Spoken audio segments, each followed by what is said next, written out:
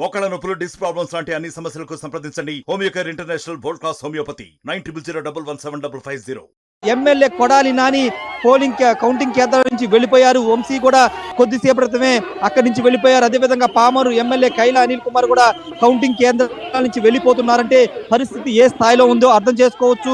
దాదాపు ఉమ్మడి కృష్ణా జిల్లాలో 16 స్థానాలుంటే 15 స్థానాల్లో సునామీ కూటమి అభ్యర్థులు దూసుకుపోతున్నారు. విజయవాడ పార్లమెంటుతో పాటు ఇటు మచిలీపట్నం పార్లమెంట్ లో కూడా అటు కేసినేని చిన్ని, ఇటు వలభనేని బాలశౌరి లీడింగ్ లో దూసుకుపోతున్న పరిస్థితి ఉమ్మడి కృష్ణా జిల్లా నెలకొంది. ముఖ్యంగా గన్నవరం గురించి, గుడివాడ గురించి ప్రత్యేకంగా మాట్లాడుకోవాలి. ఎందుకంటే ఎవరు వచ్చినా తనను ఓడించలేరంటూ శపథం పూనినటువంటి కొడాలి నానిని వెనిగల రాము ఓడించబోతున్నారనేది ప్రస్తుతం మొదటి రౌండ్, రెండో రౌండ్ పూర్తయినటికి వస్తున్న సంకేతాలు. మరోవైపు గన్నవరంలో కూడా వలభనేని వంశీని ఓడించలేరంటూ ఆయన అనేక శపథాలు చేశారు. కానీ యార్లగడ్డ వెంకట్రావు వంశీని ఓడించబోతున్నారనే సంకేతాలు మొదటి రౌండ్, రెండో రౌండ్ ఫలితాల తర్వాత చాలా స్పష్టంగా కనబడుతుంది. కాబట్టే వల్లభనేని వంశీ, కొడాలి నాని కౌంటింగ్ కేంద్రాల నుంచి వెళ్ళిపోయారు. అయితే కౌంటింగ్ కేంద్రాల నుంచి వెళ్ళిపోయే టైంలో వాళ్ళిద్దరు కూడా నవ్వుతూ వెళ్లారు. దానికి కారణం అంటే ఇంకా రౌండ్లు మిగిలి ఉన్నాయి కాబట్టి గెలుస్తామనే నమ్మకంతోనో లేకపోతే ఓటమి భయంతోనే ఓటమి తెలుసుకున్నారు కాబట్టే వెళ్ళిపోయారనే దానిపైన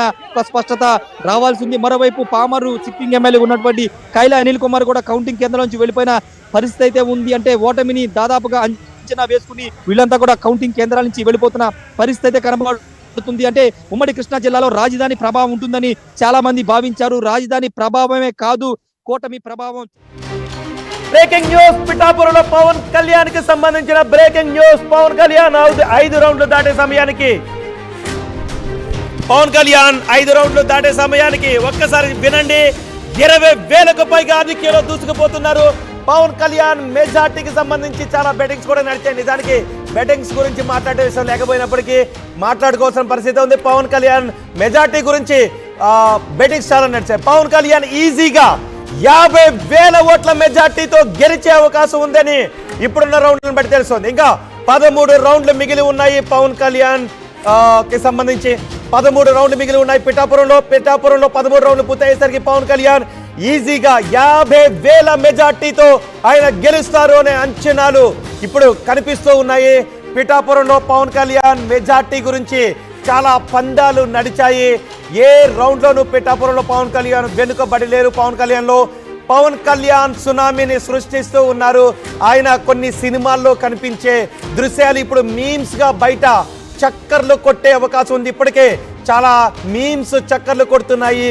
గేట్లను తన్నుకుంటూ, గన్స్ ను కాల్చుకుంటూ ముందుకు వెళ్తున్నటువంటి మీమ్స్ చక్కర్లు కొడుతున్నాయి. పిఠాపురంలో పవన్ కళ్యాణ్ చాలా స్పష్టమైన మెజార్టీ, నాట్ ఓన్లీ స్పష్టమైన మెజార్టీ, సునామీ దిశగా 1000 ఓట్ల మెజార్టీ దిశగా 50,000 ఓట్ల మెజార్టీని సాధించే అవకాశం ఉందనే అంచనాలు దిశగా దూసుకుపోతున్నారు.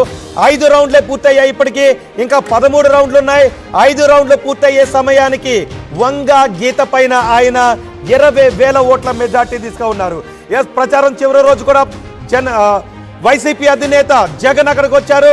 పిఠాపురంలో వంగ గీతను గెలిపించినట్లయితే మీకు ఉప ముఖ్యమంత్రిని గిఫ్ట్ ఇస్తాను అంటూ ఆయన హామీ కూడా ఇచ్చారు. కానీ వంగ గీత ఎక్కడ ఆధిక్యతను కనబరచలేదు. వంగ గీత చాలా ఓటమి దిశగా వెనక్కి వెళ్ళిపోతున్నారు. మెజార్టీ దిశగా మెజార్టీని పెంచుకుంటూ పవన్ కళ్యాణ్ దూసుకు వెళ్ళిపోతున్నారు. మా ప్రతినిధి కృష్ణమోహన్ మాట్లాడదాం. కృష్ణమోహన్, పిఠాపురంలో స్పష్టమైన ఆధిక్యత దిశగా, స్పష్టమైన మెజార్టీ దిశగా, భారీ మెజార్టీ దిశగా పవన్ కళ్యాణ్ దూసుకు వెళ్ళిపోతున్నారు. ఏంటి మొత్తం పిఠాపురంలో సినారియో? ఖచ్చితంగా పవన్ కళ్యాణ్ పిఠాపురంలో భారీ గెలుపు దిశగా, భారీ మెజార్టీ దిశగా అడుగులు వేస్తున్న పరిస్థితి అయితే ఉంది. ఇప్పటికీ 5 రౌండ్లు పూర్తయ్యేసరికి దాదాపుగా 23,000 ఓట్ల మెజార్టీతో ఆయన ఉన్నారు.